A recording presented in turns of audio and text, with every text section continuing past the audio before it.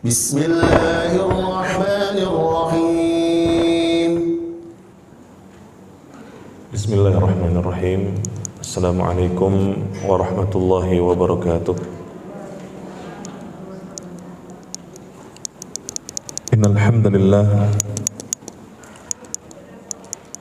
nahmaduhu wa nasta'inuhu wa nastaghfiruh wa na'udzu billahi min shururi anfusina wa min sayyiati a'malina. May yahdihillahu fala mudilla lahu wa may yudlil fala hadiya lahu. Wa asyhadu an la ilaha illallah wahdahu la syarika lahu wa asyhadu anna Muhammadan abduhu wa rasuluh. Qala ta'ala ya ayyuhalladzina amanu taqullaha haqqa tuqatih wa la tamutunna illa wa antum muslimun. Wa qala ta'ala ya ayyuhan nasu ittaqu rabbakum alladzi khalaqakum min nafsin wahidah wa khalaqa minha zawjaha wa batha minhuma rijalan katsiran wa nisaa'a wattaqullaha alladzi tasaaluna bihi wal arham innallaha kana 'alaikum raqiba. وقال تعالى يا أيها الذين آمنوا اتقوا الله وقولوا قولا سديدا يصلح لكم أعمالكم ويغفر لكم ذنوبكم ومن يطع الله ورسوله فقد فاز فوزا عظيما. أما بعد فإن أصدق الحديث كتاب الله وأحسن الهدي هدي محمد صلى الله عليه وسلم وشر الأمور محدثاتها wa kullu muhdatsatin bid'ah wa kullu bid'atin dhalalah wa kullu dhalalatin finnar. Para akhwat, ibu-ibu, jamaah sekalian yang dirahmati Allah, alhamdulillah kita panjatkan puji syukur kita kepada Allah atas nikmat yang Allah karuniakan kepada kita, terutama nikmat yang paling besar adalah nikmat iman dan nikmat Islam. Karena keduanya adalah merupakan jalan keberuntungan seorang muslim. Sebagaimana Allah Ta'ala berfirman, qad aflahal mu'minun, telah beruntung orang-orang yang beriman. Begitu juga Rasulullah SAW telah bersabda dalam hadisnya yang diriwayatkan oleh Imam Muslim, qad aflaha man aslam, telah beruntung orang-orang yang Islam. Sehingga orang yang beriman dalam keadaan Islam, niscaya dia akan meraih keberuntungan baik di dunianya dan terutama wabil khusus di akhiratnya nanti. Semoga kita semua termasuk orang-orang Islam yang beriman, yang insya Allah kita akan mendapatkan keberuntungan dari Allah Subhanahu wa Ta'ala. Amin ya Rabbal Alamin. Para jamaah, ibu-ibu yang dirahmati Allah, kajian kita di pertemuan hari ini dengan tema apa? Safarnya seorang wanita. Safar adalah merupakan satu kegiatan yang biasa dilakukan, biasa dikerjakan oleh manusia dari sejak zaman dahulu kala, ya. Dengan berbagai macam motivasi, dengan berbagai macam tujuan manusia itu melakukan safar. Ada orang-orang yang bersafar untuk perniagaan, seperti di zaman dahulu orang-orang berdagang dari satu negeri ke negeri yang lainnya. Contohnya siapa? Rasulullah Sallallahu Alaihi Wasallam. Dulu beliau adalah seorang pedagang, ya. Rasulullah SAW membawa barang dagangannya dari negeri Makkah dan kemudian diperniagakan sampai ke negeri Syam, ya. Begitu juga ada orang yang bersafar dalam rangka untuk apa? Menuntut ilmu, mencari hadis, ya, mengejar para ulama, duduk kepada mereka untuk mendengarkan ilmu. Imam Asy-Syafi'i, ya, imam-imam yang meriwayatkan hadis-hadis Rasulullah, Imam Al-Bukhari, ya, kemudian Imam Muslim dan imam-imam yang lainnya. Mereka melakukan perjalanan yang jauh, ibu-ibu, ya, menempuh jarak ratusan kilo, bahkan ada yang sampai ribuan kilo demi untuk mengejar hadis. Bahkan ketika mereka sudah sampai ke tempat tujuannya, ya, ternyata didapati bahwa yang meriwayatkan hadis ternyata hafalannya buruk atau punya kebiasaan yang buruk. Akhirnya hadisnya nggak jadi diambil. Udah safar jauh-jauh ternyata hadisnya nggak sahih. Luar biasa. Jadi ada orang-orang yang bersafar untuk berniaga, berdagang, untuk menuntut ilmu, ya. Kemudian ada yang bersafar untuk berobat, ya, terkena suatu penyakit, maka dia akhirnya mengejar tabib di negeri yang lain untuk berobat kepada dia. Ya. Ada juga orang-orang yang bersafar dengan tujuan hanya untuk jalan-jalan, ya, untuk pelesiran, ya, untuk berwisata. Ada juga orang-orang yang bersafar untuk ibadah, seperti kaum muslimin dari berbagai macam penjuru negeri, ya, penjuru dunia. Mereka meninggalkan negerinya untuk berhaji, untuk melaksanakan ibadah umrah ke tanah haram, ya. Mereka meninggalkan keluarganya, mereka menempuh jarak yang sangat jauh, mereka menyiapkan bekal demi menempuh perjalanan dan selama mereka berada di tanah haram, ya. Jadi safar itu macam-macam. Jadi safar adalah merupakan kegiatan yang sudah terjadi dari sejak dahulu kala, dari manusia yang terdahulu sampai manusia yang sekarang, maka mereka melakukan safar. Rasulullah SAW bersabda dalam sebuah hadis yang diriwayatkan oleh Al-Bukhari dan Muslim. Kita perhatikan hadis ini. Kata Rasulullah SAW, "As-safaru qit'atun minal azab yamna'u ahadakum ta'amahu wa syarabahu wa naumahu fa idza qada nahmatahu falyu'ajjil ila ahlihi." Kata Rasulullah SAW, hadisnya sahih, ibu-ibu, diriwayatkan oleh Imam Al-Bukhari dan Muslim. As-safaru qit'atun minal azab. Ya, safar adalah merupakan bagian daripada siksa. Safar itu adalah merupakan bagian daripada azab. Yamna'u ahadakum ta'amahu wa syarabahu wa naumahu. Ketika safar, seseorang dia akan sulit makan, ya, sulit minum, sulit tidur, dan yang lain-lainnya. Dia akan mendapatkan masyaqqah, kesulitan ketika melangsungkan sebuah safar, ketika melakukan suatu perjalanan, apalagi kalau safarnya itu jauh, maka dia akan menghadapi berbagai macam kesulitan. Fa idza qada nahmatahu falyu'ajjil ila ahlihi. Kata Rasulullah, jika urusannya telah selesai, maka segeralah kembali kepada keluarganya. Apa yang dimaksud dengan azab, apa yang dimaksud dengan siksa dalam hadis ini bagi orang yang safar? Kata para ulama, as-safaru kaddawa, ya, ta'muhu mur lakin yahtajul insan ilaih. Safar itu kayak obat, ibu-ibu, ya. Safar itu kayak obat. Obat itu rasanya mur. Obat itu rasanya ambar, rasanya pahit, ya, nggak enak. Orang kalau minum obat itu rasanya nggak enak. Tapi buat orang yang sakit, obat perlu nggak? Diperlukan oleh orang yang sakit. Maka safar seperti itu, ya. Ini tafsiran para ulama tentang hadis di atas. Tafsiran yang kedua, apa kata para ulama? Li'anna fis safar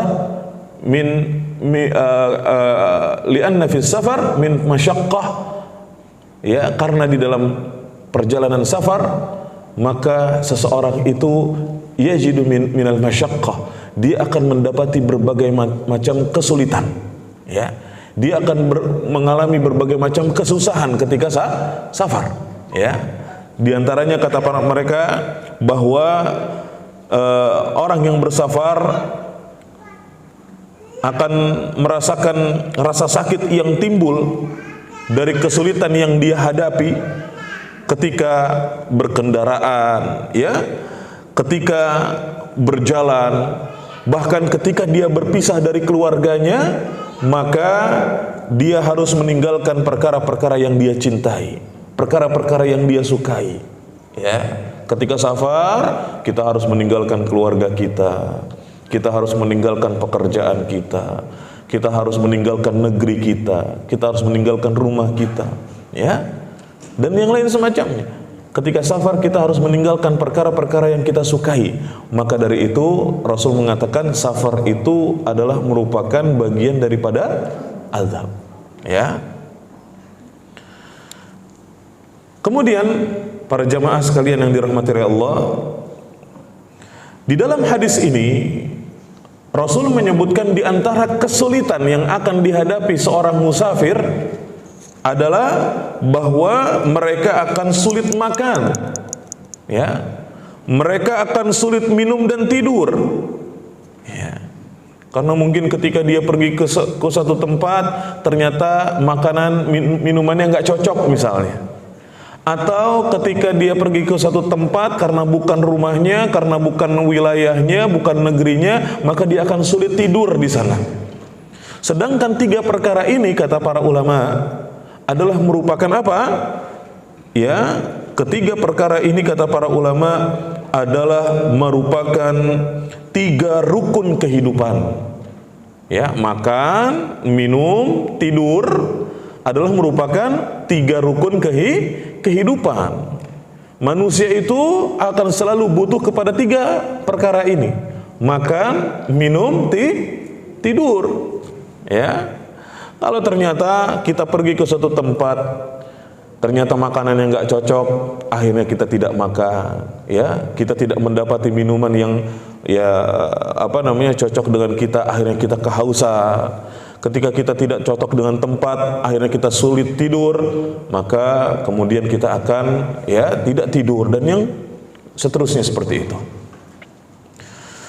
Maka dari itu, ketika seseorang bersafar, Rasulullah SAW menyuruh orang yang safar itu agar terlepas dari kesulitan safar tersebut, ya, caranya adalah dengan bersegera kembali kepada keluarga, ya.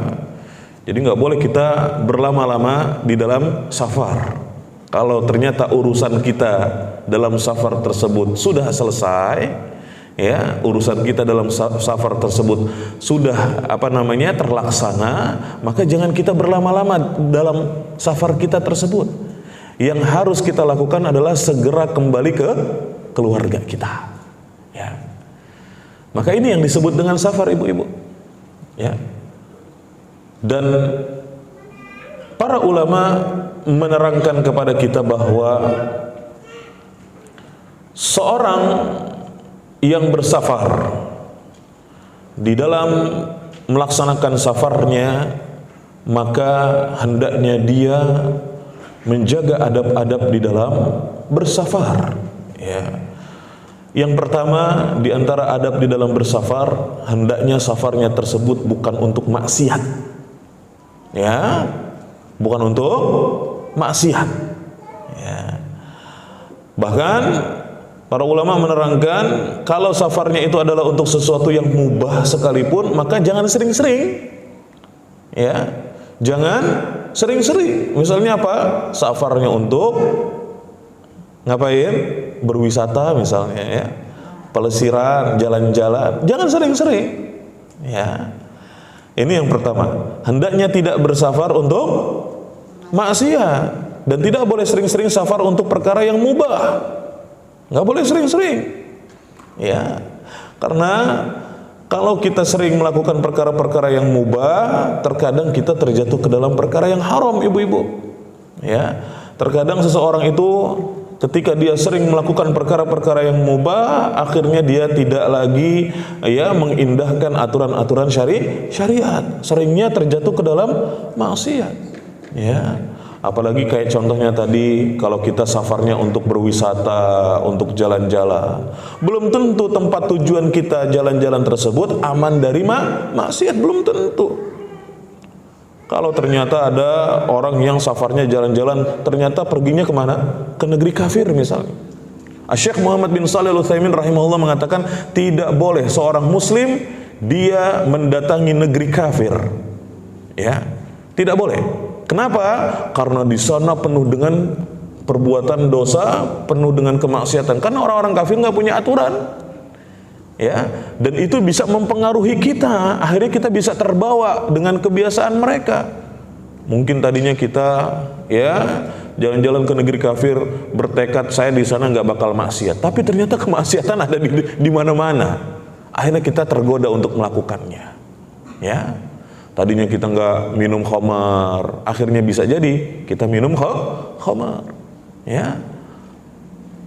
Terus kemudian banyak orang-orang yang menampakkan aurat, akhirnya kita melihat wanita-wanita yang tidak, ya, memakai hijab, wanita-wanita yang mengumbar auratnya, ya, subhanallah, merusak agama kita, kata para ulama. Ketika kita ternyata pergi ke negeri kafir, ya, hanya untuk jalan-jalan, lebih banyak kerusakannya daripada apa? Kebaikannya. Ustadz, kita jalan-jalan ke negeri kafir dalam rangka tadabur. Apa yang ditadaburi? Orang-orangnya.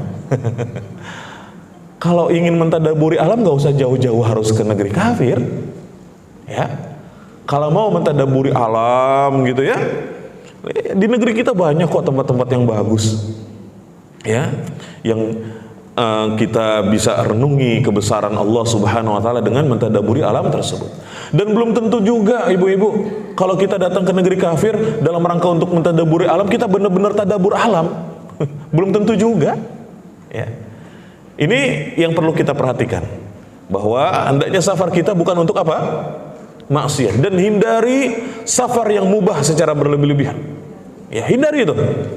Ya, hindari hal-hal yang seperti itu. Yang kedua, hendaknya kita, ya, berdoa kepada Allah Subhanahu wa taala. Berdoa dalam safar, baik itu, ya, ketika kita bersafar banyak berdoa, karena salah satu waktu yang mustajab adalah ketika seseorang bersafar. Kata Rasulullah, "Thalathu da'awat mustajabat la syakka fihin." Ada 3 doa yang mustajab, kata Rasulullah. Salah satunya apa? Da'watul musafir. Doa orang yang bersafar. Ya.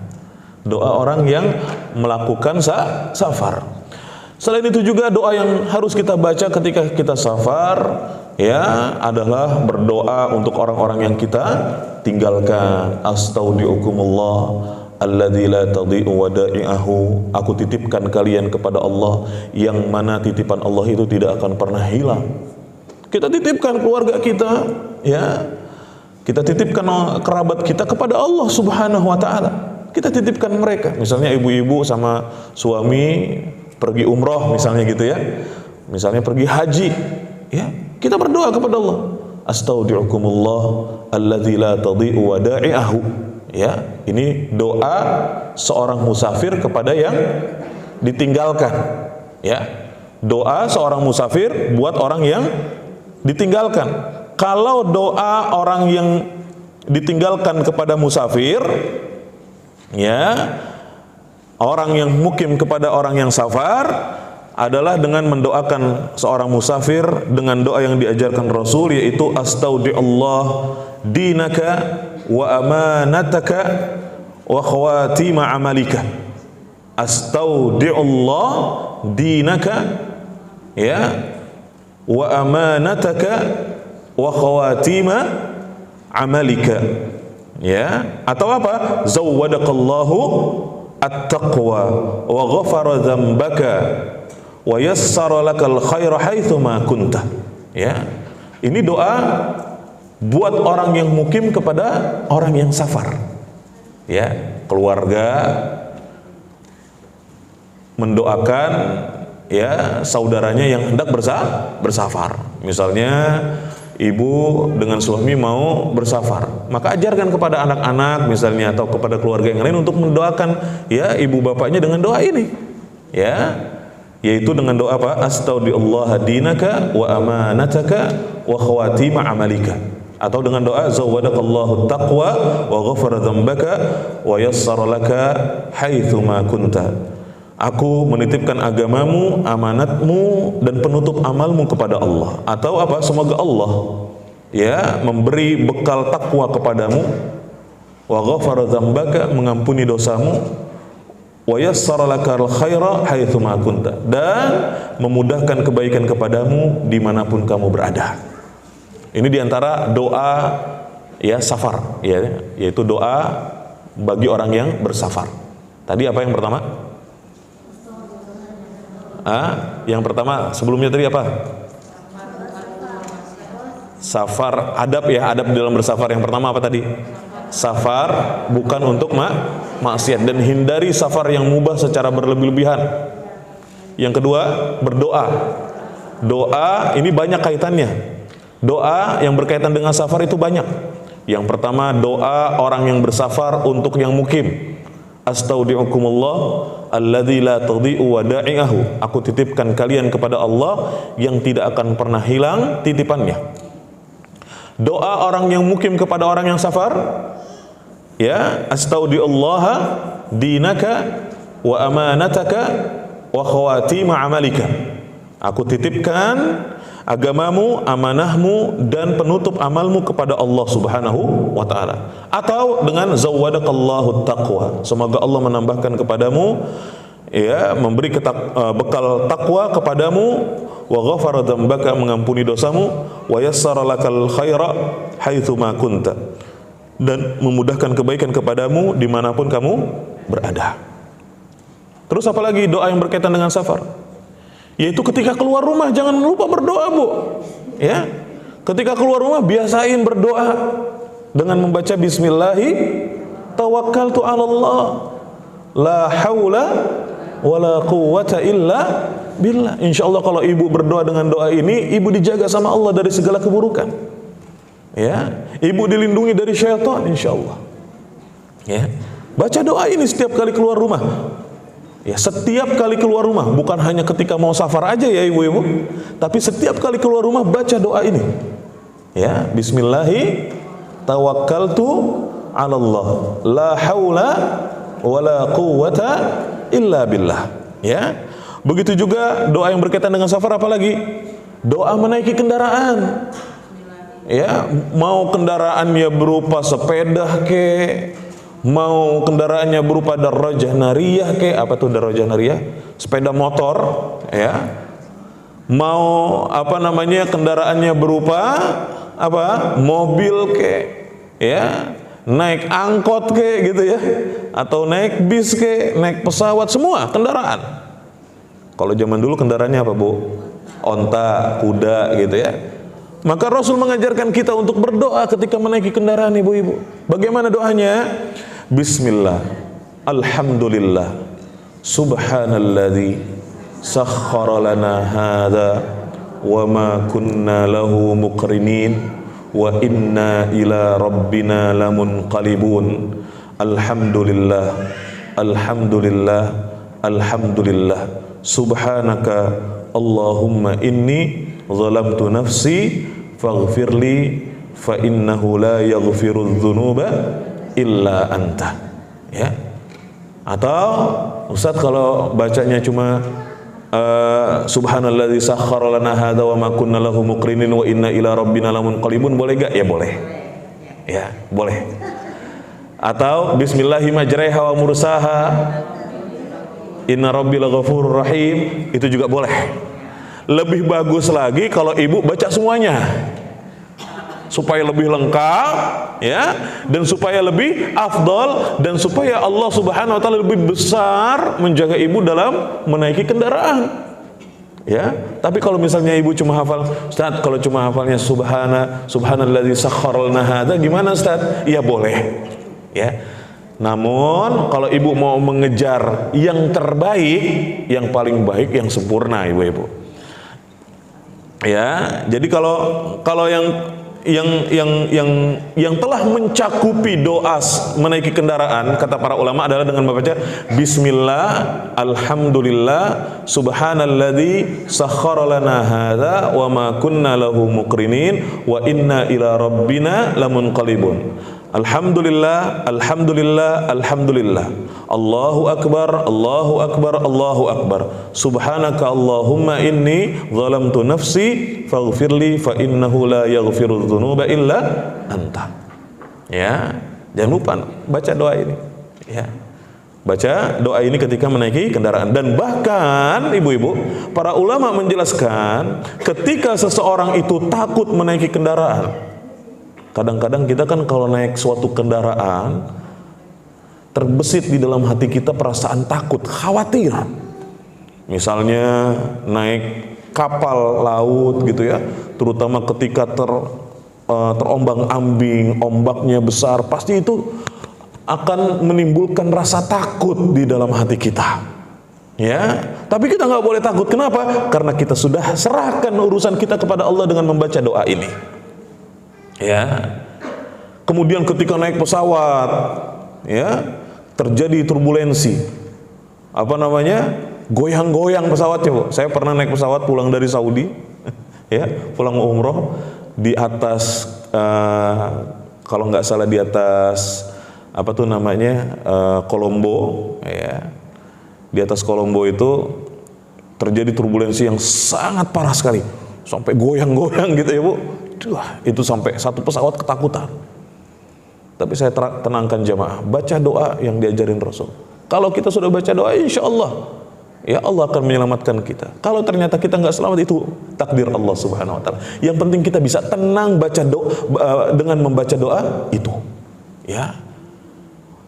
Tapi doa ini lebih baik diketahui artinya juga, Bu. Bukan hanya sekedar kita baca. Ya.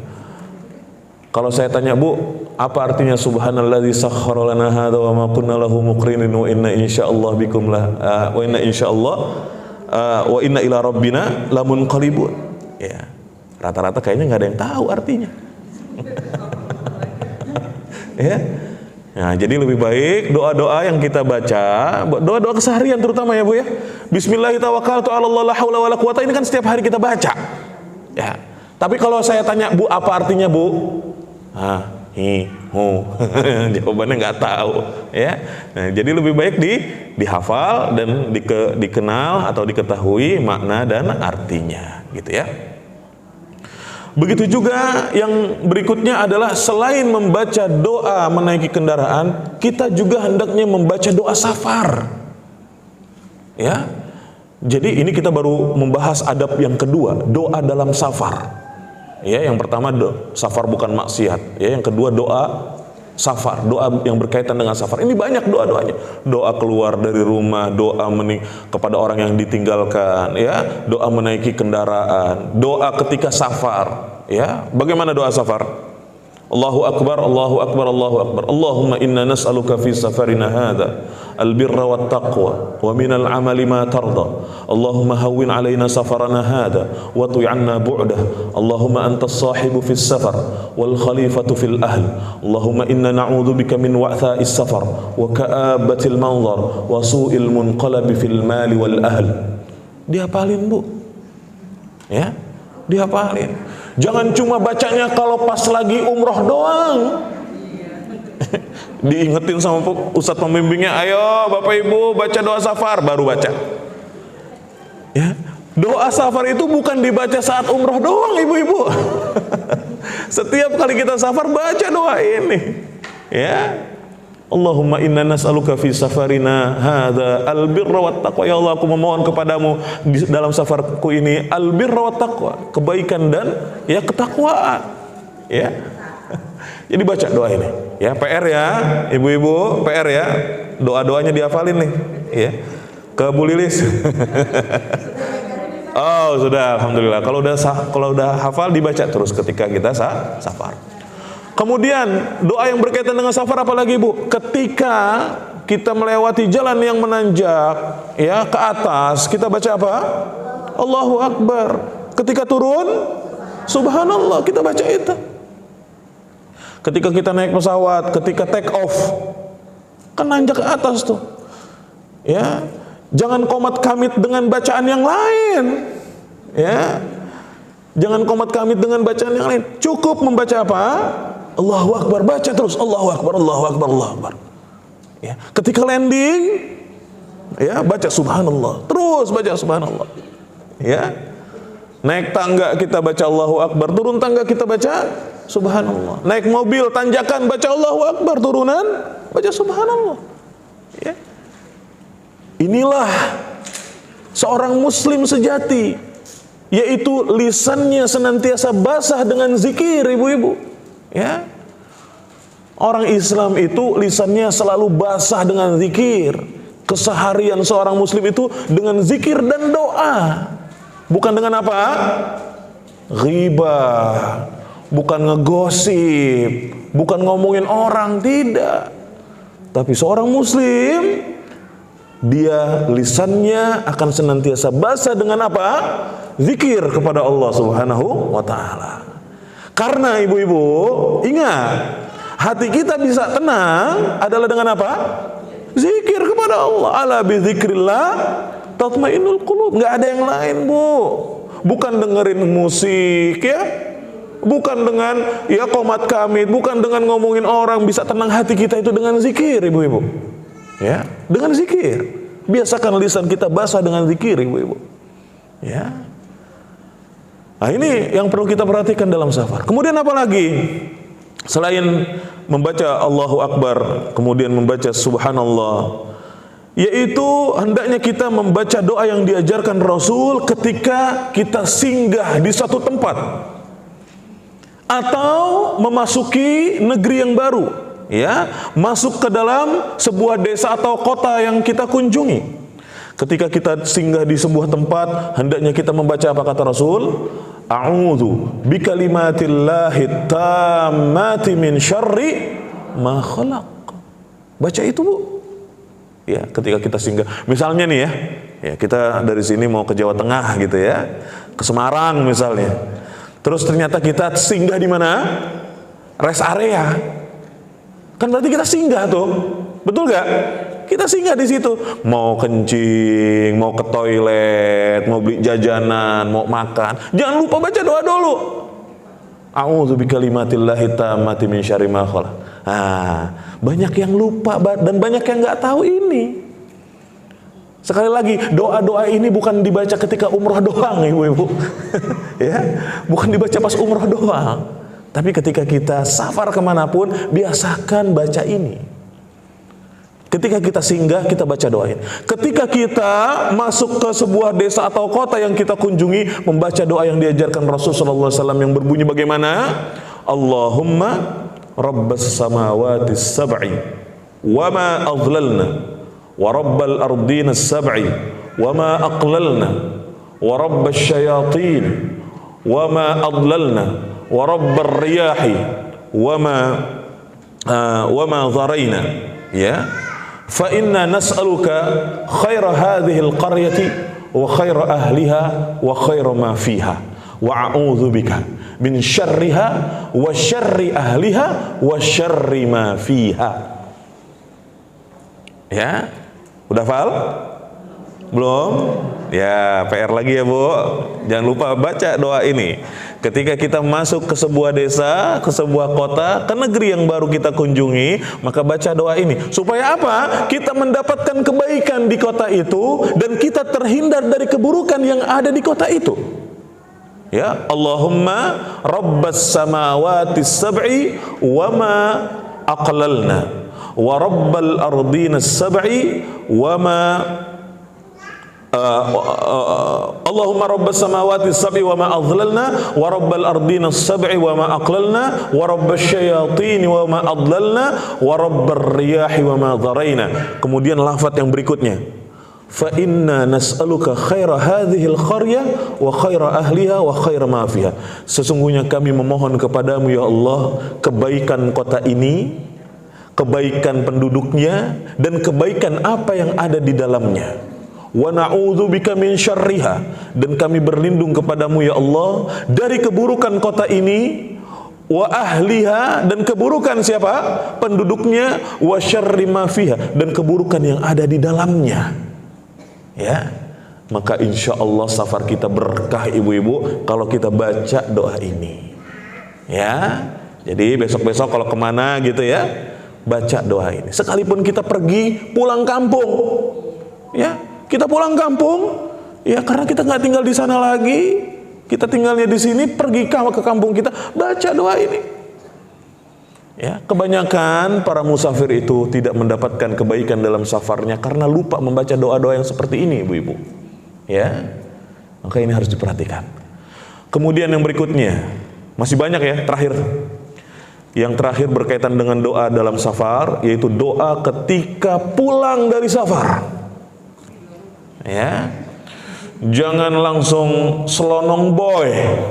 Ketika kita tiba ya di rumah kita, di negeri kita, jangan lupa baca doa.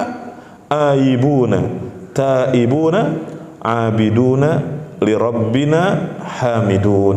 Ya, aibun, taibun, abidun, li rabbina hamidun. Ya, maka ini adalah doa ketika kita tiba atau kembali dari safar. Aibun, taibun, abidun, li rabbina hamidun. Kami kembali dengan bertaubat dan tetap beribadah dan selalu memuji kepada Rabb kami. Ya, kami kembali dengan bertaubat, tetap beribadah dan selalu memuji kepada Tuhan kami. Maka ini sebagian daripada doa-doa dalam safar. Selain itu, yang ketiga, hendaknya kita safar dengan tetap ya menjaga perintah Allah dan menjauhi larangannya. Ini adab yang ketiga. Jangan lupa ibu-ibu, ketika kita safar, sholatnya tetap harus dijaga ya. Kemudian kata-katanya dijaga. Ketika kita berbicara, janganlah berbicara kecuali yang baik. Ya, jangan kita berkata-kata yang buruk. Ya, jauhkan, ya, tinggalkan kemaksiatan, apalagi dalam safar. As-safaru madhannatul halak. Safar itu bisa memungkinkan kita binasa, ibu-ibu. Wa na'udzubillahi min zalik. Ternyata ketika kita lagi safar dan kemudian kita bermaksiat ketika safar, kemudian Allah cabut nyawa kita dalam keadaan demikian. Wa na'udzubillahi min zalik. Kita nggak mau seperti itu. Maka ketika kita dalam safar, tetap jaga syariat Allah, tetap kerjakan apa yang diperintahkan dan jauhi, tinggalkan apa yang dilarang. Ya, maka ini diantara adab di dalam safar. Ya. Kemudian di antara adab di dalam safar tentunya memilih teman-teman yang baik. Ya. Memilih teman-teman yang soleh atau memilih teman-teman yang solehah ketika kita melangsungkan safar, supaya teman-teman tersebut ya mampu mengingatkan kita ketika kita keliru, menasehati kita ketika kita salah, ya, membantu dan menolong kita ketika susah. Ya. Kemudian adab yang berikutnya secara garis besar saya sebutkan, bersabar. Ini penting sekali. Karena apa? Tadi hadisnya sudah disebutkan, as-safaru qit'atun minal azab. Safar itu adalah merupakan bagian daripada siksaan. Safar itu menyulitkan. Safar itu seperti apa kata para ulama? Seperti obat yang rasanya pahit tapi dibutuhkan. Butuh minum obat. Ya. Oleh karena itu, kalau seorang musafir tidak sabar, menghadapi kesulitan-kesulitan dalam safar, maka sungguh dia akan binasa. Ya, ini yang berikutnya. Kemudian selanjutnya, di dalam safar hendaknya kita, tadi sudah ya, yang memilih teman yang baik, kemudian bersabar. Kemudian yang selanjutnya hendaknya kita apa? Yaitu memilih pemimpin dalam safar ketika kita bersafar 3 orang atau lebih. Ya. Memilih atau menunjuk pemimpin dalam safar. Ya. Kemudian yang berikutnya kita berwasiat kepada orang yang kita tinggalkan.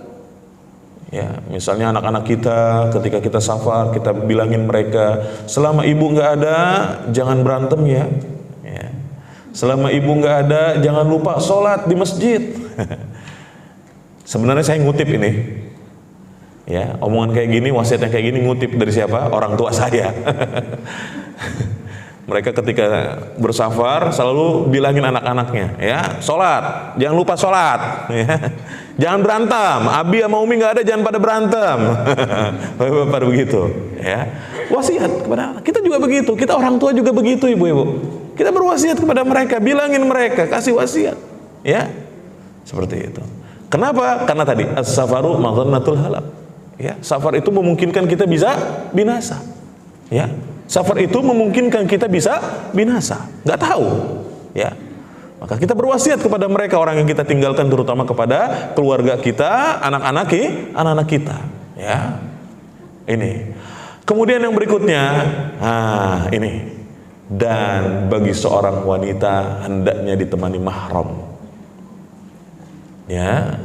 Ketika seorang wanita safar, maka dia tidak boleh bersafar kecuali dengan ditemani mahram. Ini adalah merupakan pembahasan yang sangat penting, ibu-ibu. Namun sebelum kita membahas ke topik ini, saya ingin menyampaikan suatu nasihat para ulama terkait dengan para wanita. Ya, sebelum kita membahas wanita safar harus temani mahram, sebelum itu saya ingin menyampaikan suatu nasihat, wasiat dari para ulama kepada para wanita.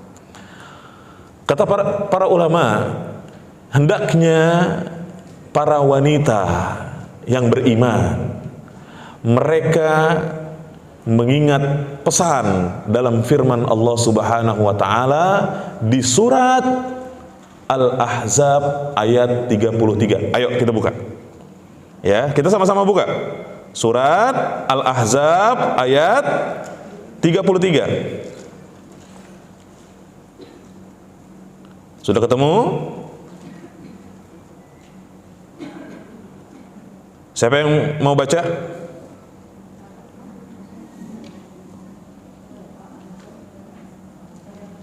Ada yang mau baca? Allah Ta'ala berfirman, A'udzu billahi minasyaitonir rajim, wa qarna fi buyutikun wa la tabarrajna tabarrujal jahiliyatil ula wa aqimna as-salata wa atina az-zakah wa ati'na Allah wa rasulah innama yuridullahu liyadhhaba 'ankumur rijsa ahlal bait wa yutahhirakum tathira. Allah Ta'ala berfirman, dan hendaknya kamu wahai ummahatul mukminin, wahai istri-istri Rasul, ya, hendaknya kamu atau kalian tetap di rumahmu, ya, hendaknya kalian tetap di rumah kalian, dan janganlah kamu berhias dan bertingkah laku seperti orang-orang jahiliyah dulu. Wa aqimnas shalah wa atinaz zakah wa ati'nallaha wa rasulah. Dan hendaknya kamu mendirikan salat, menunaikan zakat dan mentaati Allah dan Rasul. Ya, innama yuridullahu liyudhhiba 'ankumur rijsa ahlal bait wa yutahhirakum tathira. Dan Allah bermaksud hendak menghilangkan dosa dari kamu, ya wahai ahlul bait, dan membersihkan kamu sebersih-bersihnya. Ya. Coba kita perhatikan ayat ini, Bu-ibu. Allah, yang pertama, Allah memerintahkan kepada ummahatul mukminin. yaitu siapa mereka? Ibunya orang-orang yang beriman adalah istri-istri Rasulullah sallallahu alaihi wasallam. Ya, Allah memerintahkan mereka untuk apa? Untuk, mohon maaf ya ibu-ibu, ini adalah ketetapan yang harus kita terima dengan lapang dada. Perintah Allah yang harus kita terima dengan lapang dada. Allah memerintahkan ummahatul mukminin untuk apa? Betah di rumah. Ya, betah di rumah supaya mereka menetap di rumah. Artinya apa? Tidak boleh mereka sering-sering keluar rumah. Allah memerintahkan ini kepada istri-istri Rasul yang mana merupakan wanita-wanita terbaik dari umat Islam. Maka seorang wanita yang ingin seperti mereka, perhatikan ayat ini. Wanita-wanita khususnya di zaman sekarang yang pengen kayak istri-istri Rasul, ikutin perintah Allah dalam ayat ini. Allah memerintahkan untuk apa? Diam di rumah, tidak banyak keluar rumah. Nggak boleh apa bu? Keluyuran. Ya, apalagi kalau keluyurannya sampai malam-malam gitu ya. Ya, apalagi ditambah tadi nggak ditemani mahram. Wah, luar biasa sekali kalau ada yang seperti itu. Ya, Allah memerintahkan kepada istri-istri Rasul untuk supaya mereka berdiam di rumah. Maka Al-Imam As-Sa'di rahimahullah yaqulu fi Taisiril Karimir Rahman, berkata dalam kitabnya, kitab tafsirnya Taisir Al-Karim Ar-Rahman, qauluhu ta'ala wa qarna fi buyutikun ay aqrarna fiha li'annahu aslam wa ahfau. Perintah Allah kepada istri-istri Rasul, waqarna fi buyutikun, dan hendaknya kamu tetap di rumahmu, yaitu hendaknya kalian tetap berada di rumah kalian. Kenapa? Karena itu lebih selamat dan lebih menjaga diri. Karena itu lebih selamat buat seorang wanita. Karena itu lebih bisa menjaga kehormatan diri seorang wanita. Karena setiap kali seorang wanita dia keluar dari rumahnya, maka berpotensi menjadi fitnah. Setiap wanita keluar dari rumah, maka itu bisa berpotensi dia menjadi fitnah. Dalam hadis Rasulullah SAW menyebutkan, ya, bahwasanya seorang wanita, ya, kata Rasulullah SAW, innal mar'ata aurah, sesungguhnya seorang wanita itu adalah aurat. Fa idza kharajat istashrafaha syaitan, ketika dia keluar rumah, maka syaitan itu akan memuliakan dia, akan menjadikan dia indah pada pandangan manusia, akan bisa menjadi sumber fitnah ibu-ibu seorang wanita ketika keluar dari rumah. Maka kemudian datanglah firman Allah di dalam ayat ini memerintahkan kepada istri-istri Rasul yang mereka beriman dengan keimanan yang sangat kuat supaya mereka diam di rumahnya. Sehingga ini menjadi ciri, kata ahli tafsir apa? Sehingga ini menjadi ciri orang-orang atau wanita-wanita yang beriman. Ciri mereka adalah betah di rumah.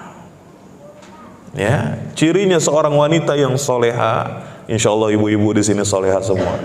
Ya, cirinya adalah betah di rumah. Berarti kalau betah di rumah bu, ya nggak boleh sering-sering safar. Ya, kalau wanita betah di rumah, berarti dia tidak keluar dari rumahnya kecuali untuk keperluan yang mendesak. Ya, kecuali untuk apa? Kebutuhan yang mendesak.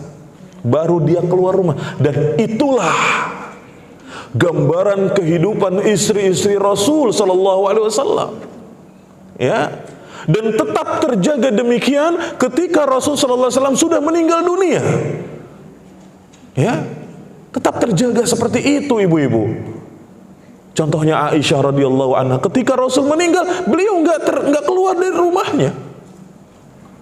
Ketika ada sahabat yang ingin mendengar hadis dari Rasul SAW, maka Aisyah nggak datang ke masjid kemudian ngasih muhadarah, nggak ngasih kajian, tapi para sahabat datang ke rumah Aisyah minta hadis Rasulullah SAW, menanyakan hadis Rasulullah SAW ke rumah Aisyah, dan Aisyah tetap berada di rumahnya. Ya Ustadz, kita mah bukan Aisyah, ya tapi kan pengen kayak Aisyah. Ya kan? Kita pengen, kita termasuk ya wanita-wanita penghuni surga. Apa emangnya pengen jadi penghuni neraka? Kan enggak. Cita-cita kita kan pengen masuk surga. Kalau kita pengen masuk surga, ya jangan kayak istrinya Nabi Nuh. Ya. Kalau pengen masuk surga, jangan kayak istrinya Nabi Lut. Tapi contoh dong Aisyah radhiyallahu anha. Contoh dong Khadijah bintu Khuwailid radhiyallahu anha. Contoh dong Asiyah imra'atu Fir'aun. Ya, istrinya Fir'aun yang beriman. Contoh dong kayak gitu. Ya. Maka ibu-ibu yang dirahmati Allah, ini adalah merupakan perintah kepada kaum wanita. Meskipun ya ayat ini ditujukan kepada istri-istri Rasul, namun ayat ini juga berlaku buat siapa? Wanita-wanita dari umat Nabi Muhammad sallallahu alaihi wasallam. Nah, ibu-ibu mulai sekarang betah-betah di rumah deh. Ya. Jangan sering-sering keluar rumah. Ya. Jangan sering-sering keluar rumah. Kemudian kata Al-Imam Ibnu Katsir rahimahullah di dalam kitab tafsirnya, wa qauluhu ta'ala wa qarna fi buyutikunna ay ilzamna buyutakunna fala takhrujna li ghairi hajah. Kata Imam Ibnu Katsir, apa sih maknanya tentang tafsir firman Allah dan hendaknya kamu tetap di rumahmu? Kata Imam Ibnu Katsir, yaitu hendaknya kamu ilzamna buyutakunna, kamu tetap di rumah kamu, hendaknya kamu merasa betah di rumahmu. Fala takhrujna, maka janganlah kalian kaum wanita keluar dari rumah, kata Imam Ibnu Katsir. Ini makna ayat tersebut. Ya, li ghairi hajah. Ya, tanpa ada kebutuhan. Tapi kalau misalnya ada kebutuhan yang memang harus dilakukan keluar rumah, maka tidak mengapa dengan menjaga-jaga adab. Ketika seorang wanita keluar dari rumah, harus menjaga adab. Ya, di antara kebutuhan seorang wanita keluar dari rumah kemana? Ya, ke pasar, nge-mall, kopdar, arisan, lalu kemana? Kata Imam Ibnu Katsir, perhatikan ini ibu-ibu, salah satu bentuk kebutuhan yang urgent yang boleh dilakukan seorang wanita ketika keluar rumah adalah ke masjid. Kemana? Bukan ke MM, ya, bukan ke TSM, ya, bukan bu, bukan ke PIM. Ya, bukan ke sana, bukan. Ya, bukan kemana? Bukan ke PIK. Bukan, itu bukan apa? Bukan keperluan yang mendesak. Emang ibu-ibu kalau nggak ke PIK dosa? Kan enggak. Ya. Emang ibu-ibu kalau nggak nge-mall dosa? Kan enggak. Ya. Tapi bukan berarti nggak boleh. Ya. Kembali kepada adab yang pertama tadi, Bu. Ya. Jangan terlalu sering safar untuk apa? Mubah. Jangan. Ya. Salah satu kebutuhan seorang wanita keluar dari rumah kemana? Ke masjid. Apa kata Rasulullah dalam hadis sahih? La tamna'u ima Allahi masajid Allah wa buyutahunna khairun lahun. Jangan kalian melarang istri kalian pergi ke masjid. Emang istri kalau ke masjid ngapain sih, Sat? Emang shopping di masjid, Bu? Kan enggak. Ya, ada bazar di masjid, Ustaz. Sekalian deh kalau kayak gitu. Ya. Tapi intinya ke masjid itu untuk apa ibu-ibu? Untuk ibadah, terutama mengerjakan sholat. Maka kata para ulama, mana daripada hadis Rasulullah, jangan kalian larang istri kalian ke masjid, adalah ketika mereka izin kepadamu wahai para suami untuk beribadah ke masjid, untuk mengerjakan sholat di sana, untuk berjamaah di sana, untuk menghadiri kajian di sana, jangan kalian larang. Tapi kemudian Rasul menegaskan ibu-ibu, apa kata Rasul? Wa buyutakunna khairun lakum wa buyutahunna khairun lahun, dan rumah mereka itu lebih baik buat mereka. Bayangin ibu-ibu, ibadahnya wanita aja lebih baik di mana? Di rumah. Padahal samping rumah masjid. Ya. Padahal samping rumah masjid, tapi kalau dia ibadahnya di rumah itu lebih baik, lebih besar pahalanya buat dia daripada ketimbang ke masjid. Ya. Apalagi kalau keluar rumah buat kayak tadi, arisan, kopdar, ya, jalan-jalan, pelesiran, apalagi buat itu. Ya. Ini kita harus perhatikan ibu-ibu. Ya, Imam Ibnu Katsir rahimahullah mengatakan, ai ilzamna buyutakunna fala takhrujna li ghairi hajah. Ya. Wa min al-hawaij asy-syar'iyyah as-salatu fil masjid bi syartiha. Dan di antara kebutuhan seorang wanita keluar rumah adalah mengerjakan salat di masjid, tapi harus memenuhi syarat-syaratnya. Apa di antara syarat-syaratnya seorang wanita kalau keluar rumah? Yang pertama, menutupi aurat mereka. Ya, menutupi aurat. Dan tubuh wanita adalah aurat kecuali apa ibu-ibu? Wajah dan dua telapak tangan. Bahkan sebagian ulama mengatakan wajah juga wajib untuk ditutupi. Seperti Syekh Abdul Aziz Ibnu Baz rahimahullah berfatwa bahwa memakai cadar itu wajib bagi wanita. Ya. Kenapa? Karena wajah adalah sumbernya kecantikan wanita.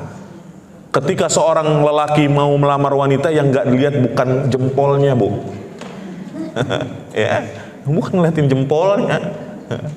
Tapi ada juga emang lelaki yang apa? Seorang laki-laki yang mau melamar wanita ngelihat dulu jempolnya. Ya, kalau jempolnya bersih, insya Allah yang lainnya bersih, katanya begitu. Ya, macam-macam. Yang dilihat bukan ketika seorang laki-laki nazar kepada wanita yang mau dinikahi, emang yang dilihat apanya, Bu? Wajah. Maka kata Syekh Muhammad bin Shalih Al-Utsaimin, wajah adalah merupakan sumber kecantikannya seorang wanita. Yang mana seorang laki-laki mayoritas mereka ingin menikahi wanita karena apa? Ketika mereka melihat wajah wanita, kebanyakan, ya, kebanyakan, bukan semua, ya, bukan semuanya, melihat wajah.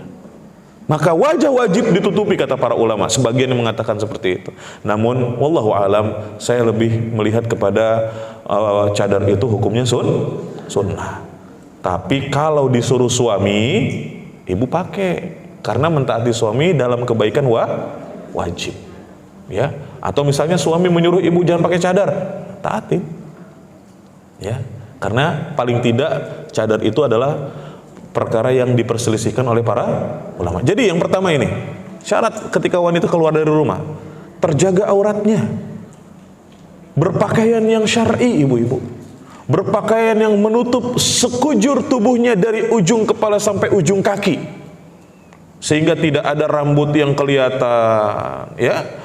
Nggak ada jempol yang cantengan yang kelihatan, ya. Seperti itu, ya, ditutupin. Ada sebagian orang, mohon maaf ibu-ibu, ini kita bicara kenyataan, waqi'nya bagaimana gitu ya. Kenyataannya, banyak wanita yang sudah memakai jilbabnya panjang, masya Allah, pakai gamis, tapi nggak pakai kaos kaki. Padahal kaki termasuk aurat. Sepakat, nggak ada ulama yang mengatakan kaki bukan aurat, nggak ada. Ya, kecuali wajah dan dua telapak tangan, itu aja. Ya, maka pakai kaos kaki, karena kaki itu termasuk aurat. Ini yang pertama. Yang kedua apa ibu-ibu? Yaitu tidak berhias ketika keluar rumah. Makanya tadi di dalam lanjutan ayat di surat Al-Ahzab ayat 33, wala tabarrujna tabarrujal jahiliyatil ula. Kata Allah kepada istri-istri Rasul, dan janganlah kalian berhias. Bukan tabarruj itu bukan hanya berhias, walaupun maknanya lebih besar kepada arah itu, namun tabarruj bukan hanya berhias, berhias dan bertingkah laku. Ya, berhias dan bertingkah laku seperti siapa? Orang-orang jahiliyah. Ya, orang-orang jahiliyah kata para ulama, Ibnu Katsir mengatakan ayat ini memerintahkan kepada kaum wanita yang beriman agar mereka tidak menyerupai orang-orang jahiliyah, yaitu kebiasaan mereka adalah ketika keluar rumah mereka berhias. Ya. Ketika keluar rumah mereka menghias wajah mereka, menghias pakaian mereka, ya, menghias penampilan mereka sehingga mereka menjadi sumber keburukan dan sumber fitnah. Nggak boleh. Usahakan ibu-ibu ketika keluar rumah berpakaiannya ya seadanya, secukupnya, syar'i, yang tidak menampakkan fitnah, tidak menyebabkan fitnah kepada orang lain, tidak menghiasi pakaian sehingga itu menggoda orang lain, tidak seperti itu. Ya. Begitu juga hendaknya ketika keluar rumah dia tidak menghiasi wajahnya selain pakaiannya, tidak menghiasi wajahnya dengan make up gitu ya, tidak memakai lipen ya. Emang pakai mak? Oh pakai. Ya biarin dah, udah jadi janda ya. Ya. Jadi tidak memakai make up ya ibu-ibu gitu ya. Kemudian jangan sampai juga ya, kalau yang masih belum bisa ninggalin ya jangan medok-medok amat lah ya. Yang kalau kata orang Betawi lipennya merahnya merah melekek ya. Tepak bedaknya yang kalau ditepak ngebul ya. Jangan yang kayak gitu juga lah gitu ya. Dan yang terpenting nih ibu-ibu, tidak memakai minyak wangi, ini mutlak nggak boleh. Ya, kalau kita memang mau benar-benar menjalankan syariat secara kafah yang berlaku bagi kaum wanita, hendaknya kaum wanita ketika keluar rumah jangan pakai minyak wangi. Ingat bu, keluar rumah pakai minyak wangi buat wanita bisa bikin dosa. Dosanya kecil kali Ustaz, enggak, gede. Ya. Apa kata Rasulullah dalam hadis yang sahih? Beliau bersabda, ayyuma imra'atin ta'attarat famarrat ala qaumin liyajidu rihaha fahiya zaniyah. Perempuan mana saja yang keluar rumah dengan memakai minyak wangi lalu melewati suatu kaum dan tercium baunya, maka dia berdosa seperti pezina. Enggak kecil bu, ya, dosanya besar, hati-hati ya. Kalau sekedar memakai ya penghilang bau badan ya nggak apa-apalah ya. Kan yang paling dikhawatirkan oleh kaum wanita itu memiliki badan yang mohon maaf mungkin baunya nggak sedap, kemudian sampai mengganggu orang lain. Yang dikhawatirkan itu kan, tapi bukan dengan pakai minyak wangi, pakai penghilang bau badan aja. Ya, pakai deodoran, ya cukup lah, ya, yang tidak sampai ya menjadi fitnah. Jangan sampai keluar rumah pakai minyak wanginya semua dipakai, ya, jangan kayak gitu, secukupnya, ya secukupnya. Kenapa?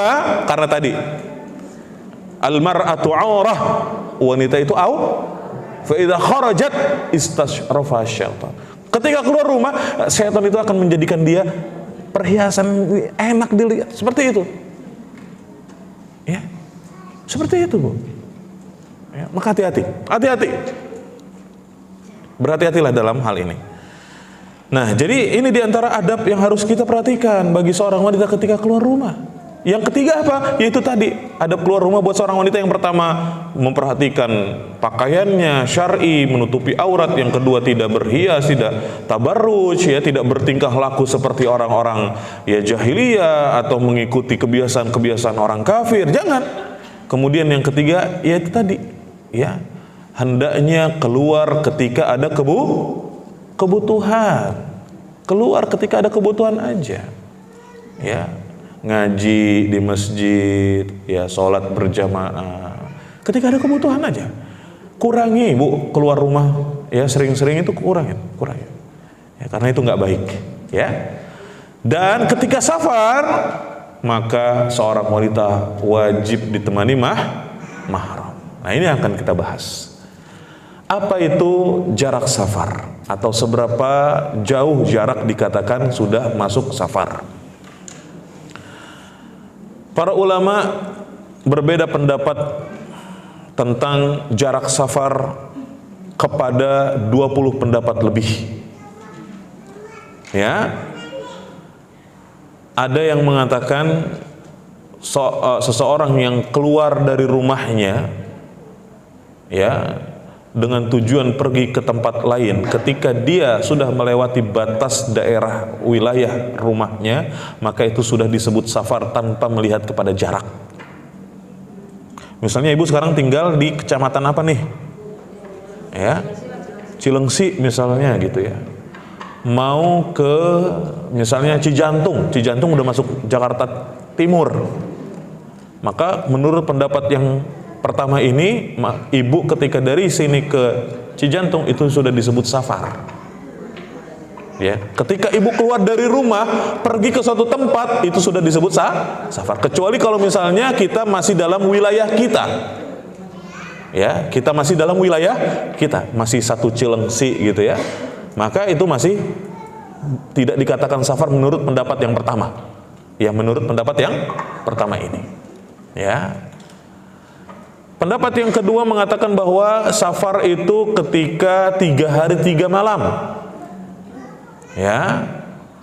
Pendapat yang ketiga mengatakan safar itu ketika 1 hari 1 malam. Ya, melakukan perjalanan, ya, 1 hari 1 malam atau berada di suatu tempat 1 hari 1 malam, maka itu sudah dikatakan safar. Pendapat yang keempat adalah 4 burda atau 16 farsakh, yang kalau kita konversikan kepada hitungan kilometer adalah 80 kilometer atau lebih. Maka ketika ibu keluar dari wilayah ibu, ya, ketika sudah melewati, ya, bangunan terakhir di wilayah ibu, kemudian ternyata jarak selanjutnya itu 80 kilometer lebih, maka itu disebut safar. 80 kilometer dihitung dari bangunan terakhir di wilayah kita, ya, ngelewatin batas desa gitu ya, batas desa. Kemudian selanjutnya kalau itu lebih dari 80 km atau lebih, maka itu sudah disebut safar. Ini pendapat yang keempat. Pendapat yang kelima, jarak safar itu dikembalikan kepada kebiasaan masyarakat setempat. Urf, dikembalikan kepada urf namanya. Urf itu artinya apa? Kebiasaan warga atau masyarakat setempat. Ya. Nah, saya nggak nyebutin sampai 20 ya. Yang paling kuat 5 pendapat ini. Ya, dari 5 pendapat ini yang paling kuat 2. Dari 5 pendapat ini yang paling kuat 2, yaitu yang nomor 4 dan nomor 5.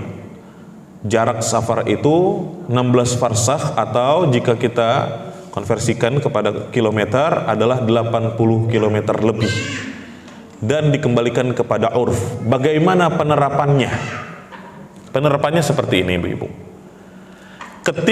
Jika seseorang melakukan suatu perjalanan 80 km atau lebih, berarti dia dikatakan safar.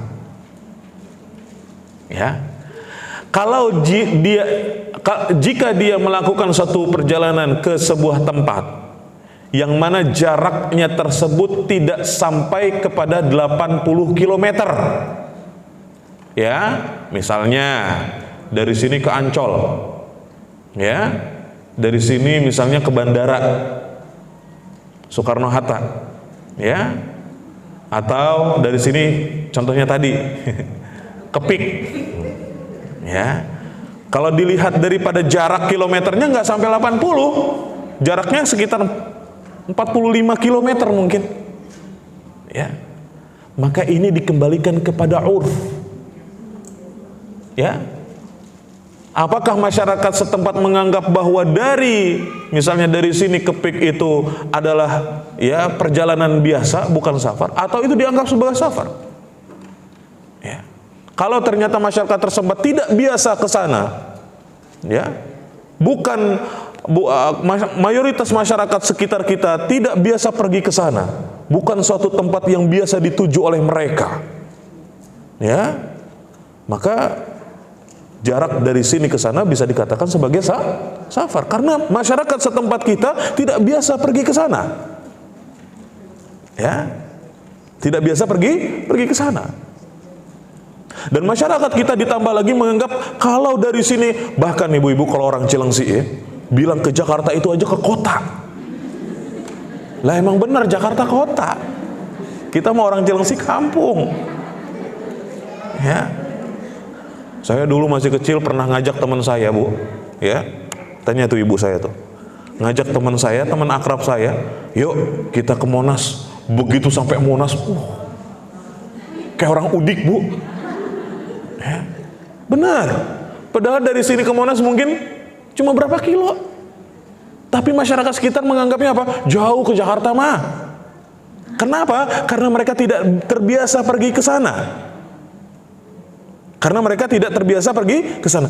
Oke lah, kalau misalnya ada yang mengatakan, "Ustadz, kami sih nggak nganggap dari sini ke Jakarta bukan safar. Kami sih tidak menganggap dari sini ke PIK ya bukan safar." Paling tidak itu diperselisihkan lah oleh para ulama. Oke, kalau diperselisihkan lebih baik ibu tidak ke sana. Kita katakan seperti itu. Bukan berarti kalau misalnya khilaf kemudian kita kerjain. Jangan. Sikap seseorang ketika menghadapi khilaf adalah meninggalkan perkara tersebut supaya selamat. Supaya apa? Selamat dari khilaf. Menyelamatkan diri dari khilaf adalah tidak mengerjakan apa yang diperselisihkan tersebut. Itu cara kita menyelamatkan diri kita. Ya, bahkan sebagian ustadz-ustadz kita menganggap kalau dari sini ke Depok aja udah dianggap safar, Bu. Mengikuti pendapat yang pertama tadi.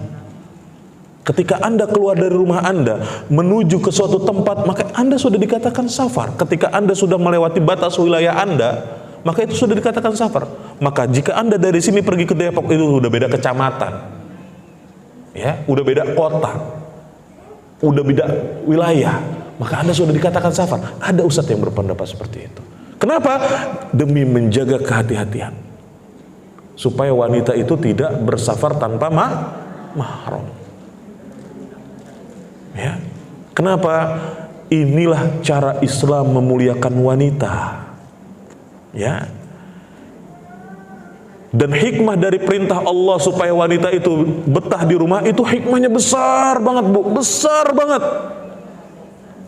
Apalagi kepada para wanita yang sudah berumah tangga. Supaya apa? Mereka ngurusin rumah tangganya. Di situ mereka akan mendapatkan kemuliaan. Di situ mereka bisa meraih surga. Ya. Di situ kaum wanita bisa terangkat derajatnya dengan apa? Menjadi ibu rumah tangga. Suatu tugas mulia yang dibebankan Allah kepada kaum wanita. Dan Allah tidaklah membebankan sesuatu kepada hambanya, melainkan hamba tersebut akan mendapatkan kemuliaan dari Allah Subhanahu wa ta'ala. Ya. Ya, ini berkaitan dengan jarak safar. Dan banyak sekali dalil-dalil seorang wanita itu diperintahkan untuk bersafar dengan ditemani mahram. Di antaranya hadis yang berbunyi wala tusafiru imra'ah illa wa ma'aha dzi mahram, dan tidak boleh seorang wanita bersafar kecuali ditemani mahram. Suatu hari ada seorang sahabat mengatakan kepada Rasulullah, "Ya Rasulullah, inni katabtu fi ghazwatin kada wa kada. Wahai Rasulullah, aku telah terdaftar untuk mengikuti perang. Wa inna imraati hajat, dan sesungguhnya istriku mau pergi haji. Ya, aku telah terdaftar untuk mengikuti suatu peperangan bersama Rasulullah SAW, tetapi dalam waktu yang sama istriku mau pergi haji. Apa kata Rasulullah kepada laki ini? Huj ma'am ra'atik, pergilah kamu haji bersama istrimu. Artinya apa? Jangan biarkan istrimu haji tanpa mahram. Ya, ini pergi haji, Bu. Meskipun seorang wanita dia punya kemampuan finansial, waktu, tenaga, ya, sudah terkumpul padanya kemampuan itu. Biaya punya, alhamdulillah sehat, waktu juga banyak lah, tapi ternyata nggak ditemanin mahram, nggak ada mahramnya, maka tetap dikatakan gugur kewajiban hajinya. Walaupun memang diperselisihkan ya ibu-ibu oleh para ulama, ya, sekali lagi ini adalah perkara yang diperselisihkan. Dan kalau kita baca khilaf para ulama terkait dengan bolehkah seorang wanita haji tanpa ditemani mahram, ini khilafnya panjang. Meskipun ulama membolehkan seorang wanita berhaji tanpa mahram, tapi hajinya itu adalah haji Islam, hajinya yang wajib, yaitu haji pertamanya. Kalau hajinya haji sunnah, haji yang kedua, tiga, empat, dan seterusnya, maka nggak boleh tanpa mahram. Ya, sekali lagi ini untuk kemana, Bu? Haji, ibadah. Maka para ulama menjelaskan, kalau untuk selain haji, ya, kalau untuk selain haji nggak boleh wanita pergi tanpa mahram, mutlak. Umrah juga termasuk dalam perkara haji, termasuk pembahasannya sama seperti haji. Kalau umrohnya adalah umroh Islam, karena umroh yang pertama sebagian ulama mengatakan wajib, ya, umroh yang pertama sebagian ulama mengatakan wajib. Ya, kalau dia umrohnya umroh yang pertama, ya, maka para ulama yang membolehkan safar tanpa mahram bagi seorang wanita nggak apa-apa. Tapi kalau umrohnya yang kedua, ketiga, keempat sampai ke 10 nggak boleh. Tapi pendapat yang paling terkuat, tetap haji dan umroh harus ditemani mahram. Ini pendapat yang paling kuat. Ya, sebaiknya ibu kalau baru terkumpul biaya untuk satu orang, nabung lagi buat ditemanin mahram. Lebih baik seperti itu dan lebih selamat. Ya. Nah, ini ibu-ibu yang dirahmati Allah. Berdasarkan hadis-hadis ini, maka para ulama sepakat bahwa Islam menyuruh kaum wanita apabila bersafar harus ditemani mahram. Sekarang siapa mahram kita? Berbicara tentang masalah mahram, ibu-ibu, ini bukan hanya berkaitan dengan safar, ya. Karena nanti juga berkaitan dengan siapa yang boleh kita nikahi, yang tidak boleh kita nikahi.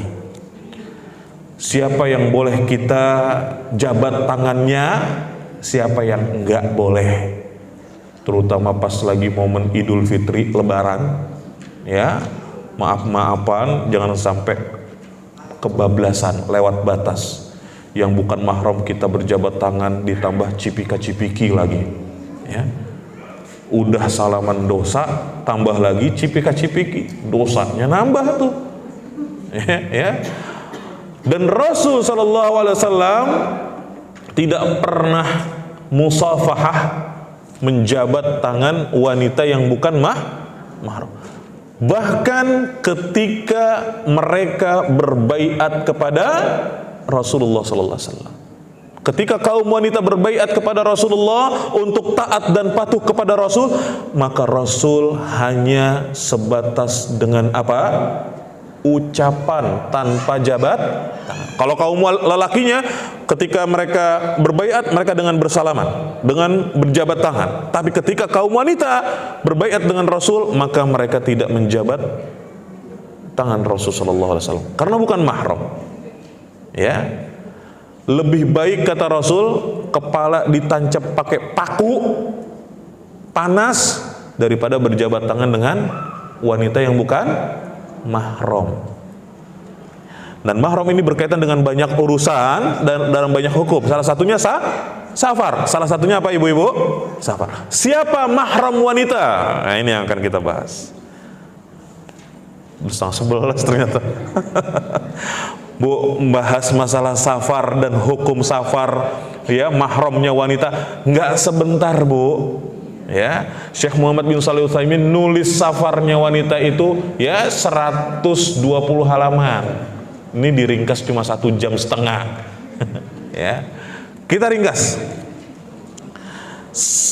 Mahram wanita ada yang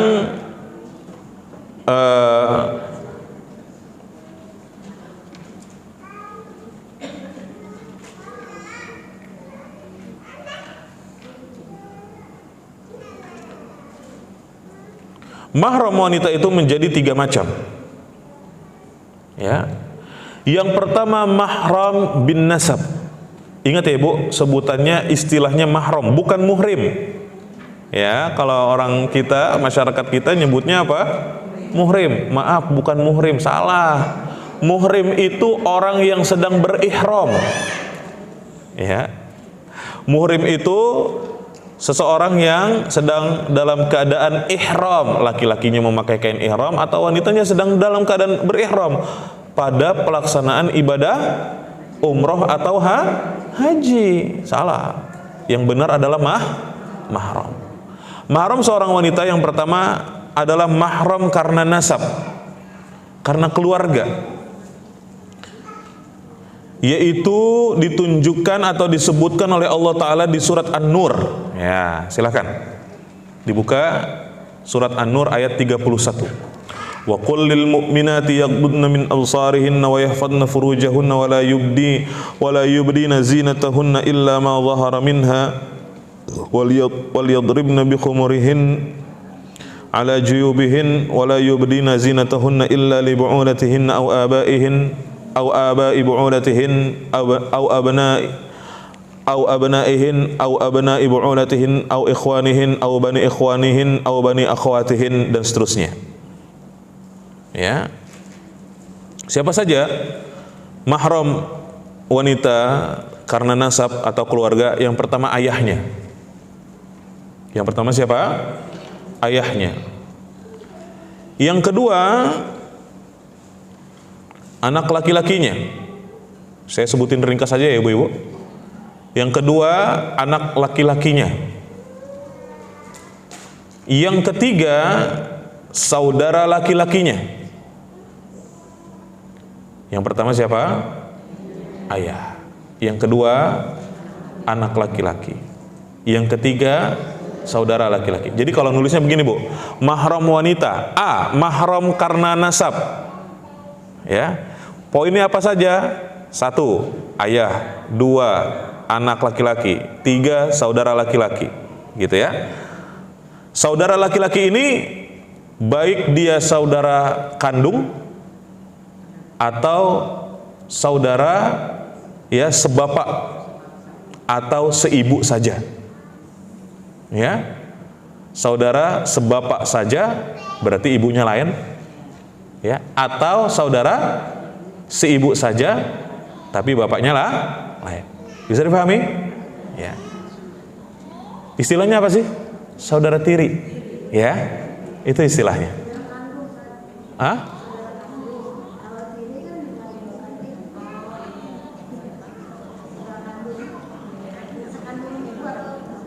Iya, kalau sekandung itu kan seibu sebapak. Kalau tiri kan beda ibu atau beda bapak. Iya. Iya, itu tiri kan? Wallahu a'lam, mungkin beda istilah ya. Wallahu a'lam. Ya pokoknya begitu deh, ya. Yang pertama, yang ketiga saudara laki-laki, baik saudara seibu sebapak atau saudara sebapak saja atau saudara seibu saja. Ya. Misalnya kita punya ibu, ayah kita sudah tidak ada, ya. Ternyata ibu kita kawin lagi dengan lelaki lain. Ya, dari lelaki tersebut ayah tiri kita punya anak dari, ya, ibu kita tersebut, maka dia masih tetap saudara kita. Atau misalnya, ya, tadi bapak kita punya istri dua, ya, bapak kita punya istri dua, ya, misalnya kita dari anak istri yang pertama, ya, perempuan, ya, kemudian bapak kita punya istri yang kedua, punya anak laki-laki, ya, berarti kan sebapak, ya, sebapak, maka ini disebut dengan mahram saudara laki-laki. Bisa difahami ibu-ibu? Ya, supaya nggak jadi perdebatan, terserah namanya apa aja. Ya. Kemudian yang keempat, ponakan dari saudara kita, baik dari saudara laki-laki ataupun saudara perempuan, ponakan laki-laki, ya. Kita punya kakak kita punya anak laki-laki, ya, ponakan laki-laki ibu dari kakak atau dari adik laki-laki atau perempuan, ya, saudara laki-laki atau saudara perempuan, kalau punya anak laki-laki maka dia mahram, ponakan, ya. Bisa difahami? Taib. Yang kelima, paman, ammun au khalun, ya, paman dari jalur bapak atau paman dari jalur ibu. Kalau paman suami bukan mahram, ya, begitu juga paman istri kita atau bibi istri kita bukan mahram buat suami, ya. Saya ulangi sekali lagi, yang kelima adalah paman dari pihak bapak atau paman dari pihak ibu, ya. Bapak kita punya kakak adik laki-laki, maka dia mahram buat kita. Atau ibu kita punya kakak atau adik laki-laki, maka dia mahram buat kita, ya. Paman dari jalur bapak atau dari jalur ibu.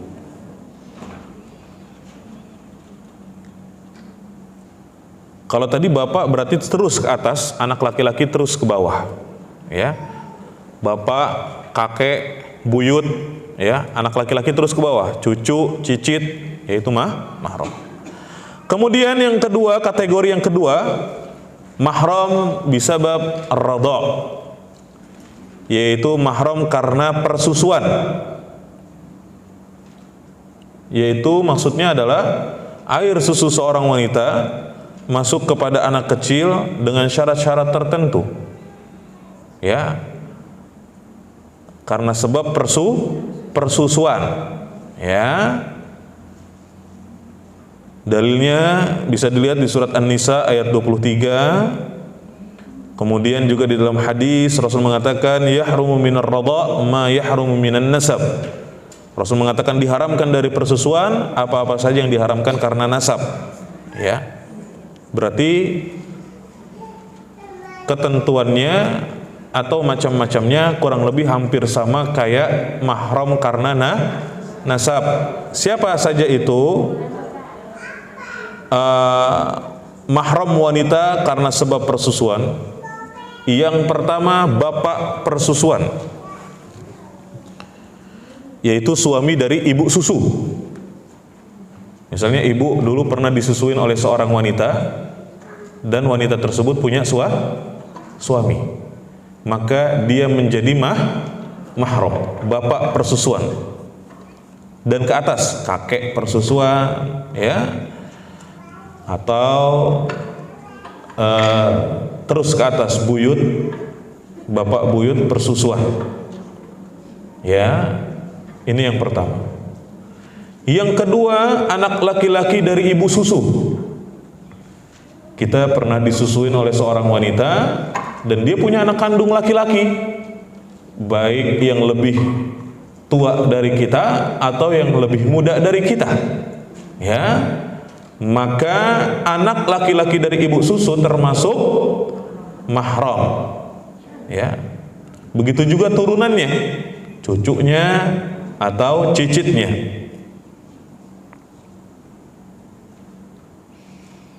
Kemudian yang ketiga, saudara laki-laki sepersusuan.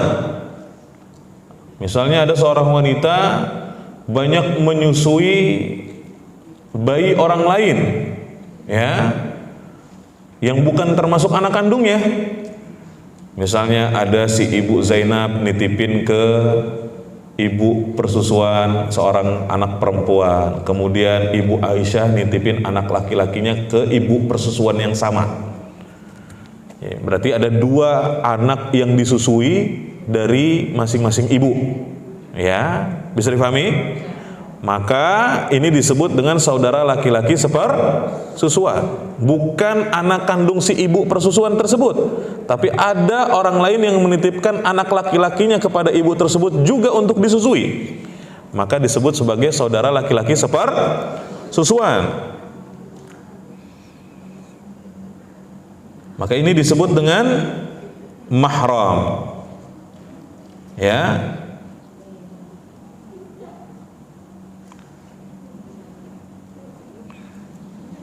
Kemudian yang keempat, yang termasuk mahram karena sebab persusuan adalah keponakan persusuan, yaitu anak saudara persusuan.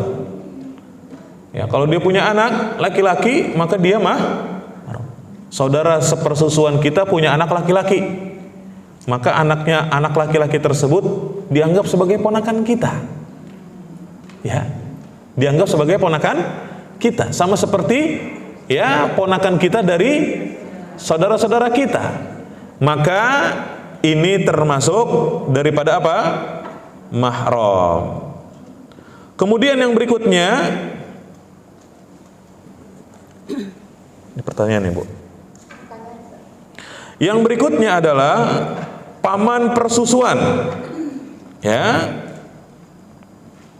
saudara laki-laki dari bapak atau ibu persusuan, ya, saudara laki-laki dari bapak atau ibu persusuan, paman persusuan. Jadi ada 5, ada 5. Kemudian yang berikutnya, yang C. Tadi pertama mahram bisababin nasab, mahram bisababir radha, ya. Dan yang ketiga mahram bisababil musaharah. Yang C adalah mahram karena musaharah. Musaharah ini diambil dari kata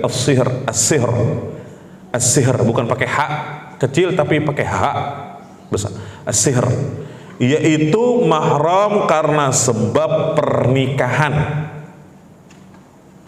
Ya, mahram karena sebab pernikahan. Ya, mahram karena sebab pernikahan, dalilnya adalah firman Allah di surat An-Nur ayat 31 tadi. Ya. Kemudian juga di surat An-Nisa ayat 23. Siapa aja mahram karena sebab pernikahan? Yang pertama tentu adalah suami. Yang tadinya, ya, haram dinikahi kemudian kita nikahi, tapi ini karena sebab pernikahan, ya ibu-ibu, ya. Dia adalah mahram kita, dan dia adalah mahram yang paling utama bagi kaum wanita yang sudah menikah ketika melaksanakan suatu safar, ya. Yang paling utama dia adalah suami. Yang kedua bapak mertua, ya. Yang kedua siapa? Bapak mertua. Yang ketiga anak tiri. Kita menikahi seorang duda, sudah punya anak, bawa anak laki-laki, ya, maka anak laki-lakinya tersebut adalah mahram kita.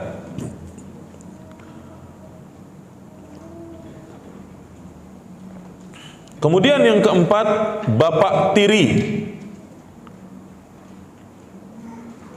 suami ibu tapi bukan bapak kandungnya, ya, bapak tiri, ya.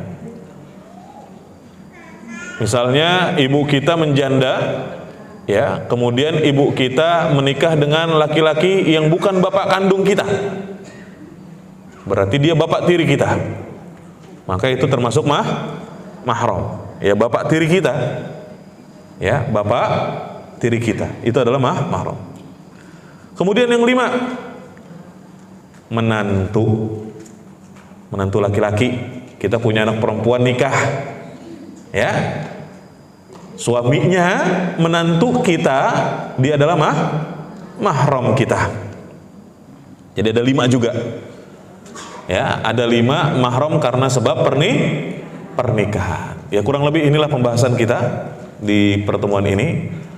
Dan sekali lagi ibu-ibu, safar seorang wanita, hukum-hukum yang berkaitan dengan safar seorang wanita itu banyak dan cukup panjang pembahasannya, namun kurang lebih inilah ringkasnya. Ya, ringkasnya apa yang kita sampaikan barusan. Mudah-mudahan kita diberikan taufik oleh Allah Subhanahu wa taala untuk bisa menjalankan syariat Islam dengan baik dan benar. Dan mudah-mudahan setelah kita belajar tentang safarnya seorang wanita ini, kita lebih bisa menahan diri untuk tidak banyak keluar rumah, ya, apalagi melakukan suatu safar, ya, yang hukumnya hanya sekedar mubah boleh, ya, kita bisa lebih menahan diri. Dan intinya adalah Islam mengajarkan kita hukum ini supaya diri kita terjaga, ya, terhindar dari keburukan, ya, intinya seperti itu. Namun jika memang tidak bisa dilakukan, artinya memang harus dilakukan, harus bersafar, maka perhatikanlah adab-adab yang dijelaskan oleh para ulama. Wallahu a'lam bishawab. Kemudian kita akan menjawab pertanyaan yang masuk.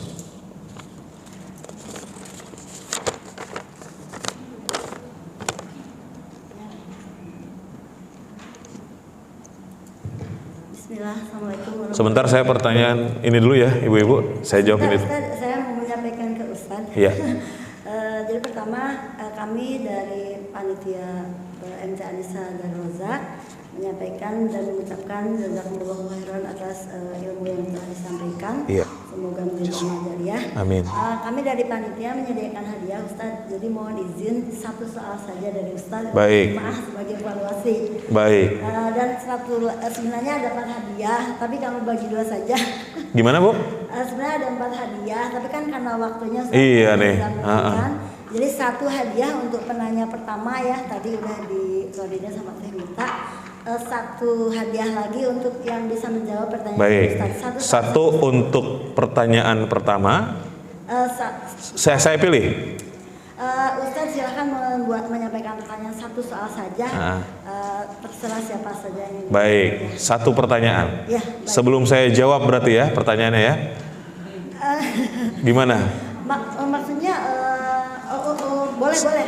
Maksudnya sekarang gitu. Iya, sekarang sebelum saya jawab pertanyaan, ya, berarti. Betul, ya. Kelahiran. Pertanyaannya tadi udah bermacam-macam kita belajar, ya, Bu, tentang hukum safarnya wanita, ya.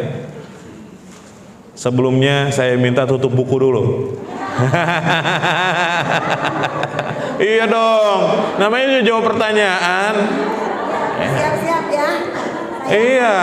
Yang pertama langsung. Iya, ya. Tadi sudah kita sampaikan terkait dengan salah satu adab di dalam bersafar adalah berdoa, ya. Doa. Nah, ini kan berkaitan dengan doa, Bu. Katanya ada di sini ada setoran doa katanya, ya. Dites nih hafalannya, tutup buku, tutup handphone. Ya, tutup buku, tutup handphone, ya. Hadiahnya apa, Bu Lilis? Hadiahnya apa? Hadiahnya walau alam Ustaz, ini dari panitia. Oh, hadiahnya gede, pertanyaannya susah berarti. Ya, panitia bantu ngawas, yang duluan ngacung nih. Ya, karena pembahasan kita adalah safar, sebutkan doa safar. Acung. Nah, ini. Ibu yang pakai baju merah.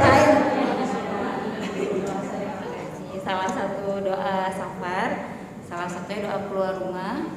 Doa safar bukan. Doa spesifik yang doa safarnya. Bukan doa dalam safar apa saja, tapi doa safarnya. Ya, doa ketika kita pergi safar. Berarti salah satunya doa naik kendaraannya. Naik doa kendaraan. Yang ini, ya saya kasih tahu bocorannya. Allahumma inna nas'aluka fi safarina, yang itu. Susah ya. Hadiahnya gede, Bu. Teman-teman udah kami aja. Karena kaidahnya begini, Bu. Karena kaidahnya al jaza'u min jinsil amal. Ya. Ya terserah, Teh Lilis. Ini Umi Nur sudah setoran soalnya. Yang lain dulu itu di belakang ada yang ngacung. Umi Nur. Ini udah disetor belum, Bu Lilis? Udah. Hah? Doa dalam safar ya udah di. Itu tadi siapa? Ada. Gak boleh nyontek. Ya siapa itu? Mohon ke maju sedikit. Bil hifdz, dengan hafalan, bukan dengan melihat, bukan dengan qiraatan, bukan dengan membaca. Kalau ngebaca semuanya bisa insyaallah.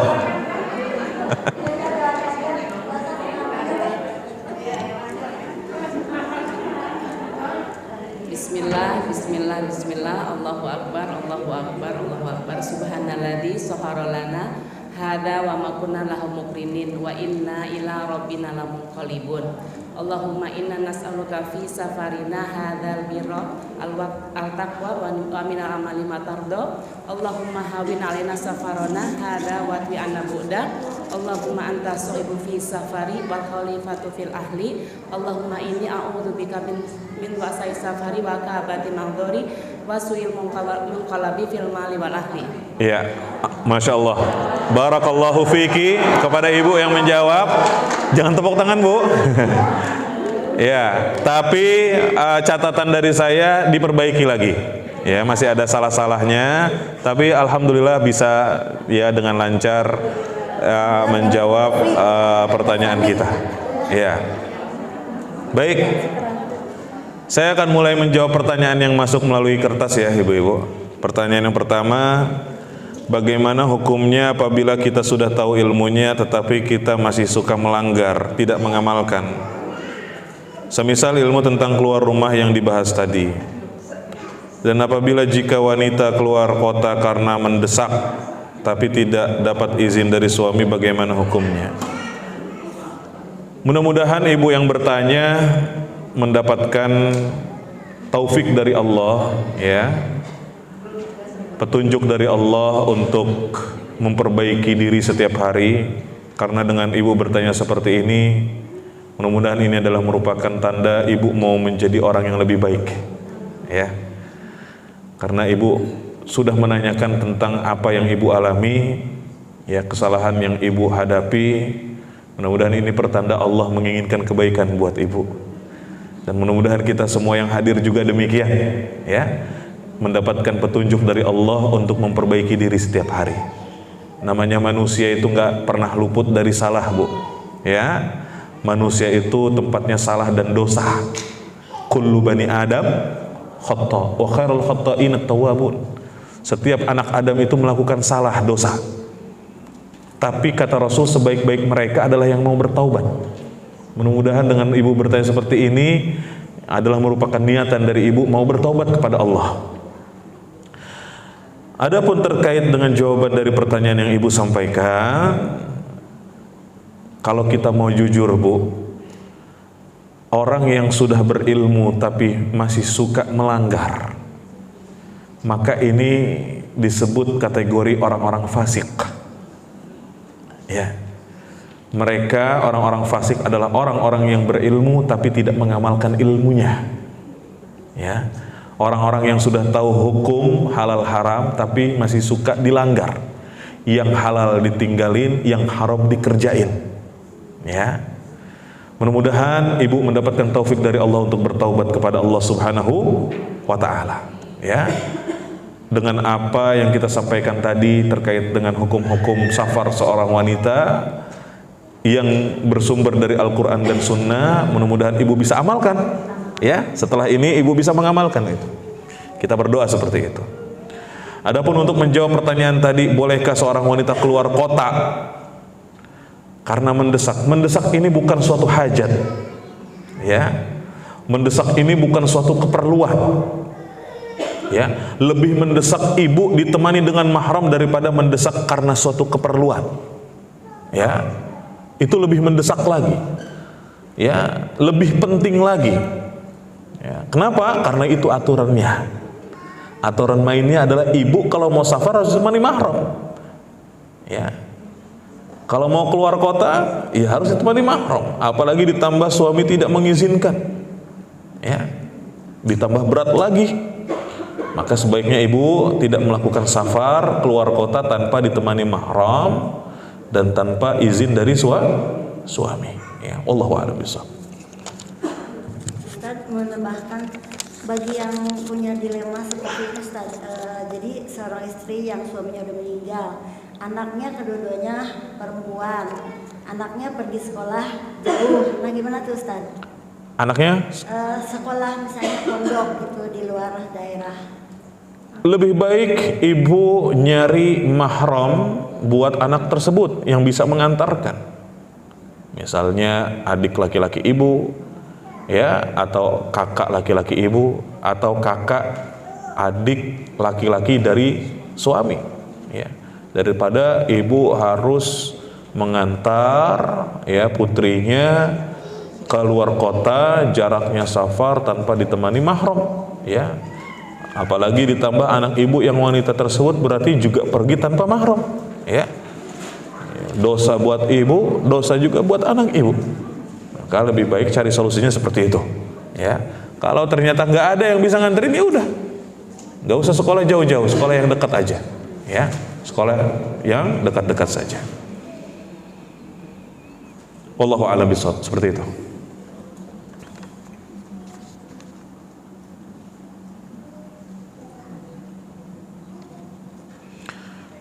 Taib. Pertanyaan yang berikutnya, Assalamualaikum warahmatullahi wabarakatuh. Waalaikumsalam warahmatullahi wabarakatuh.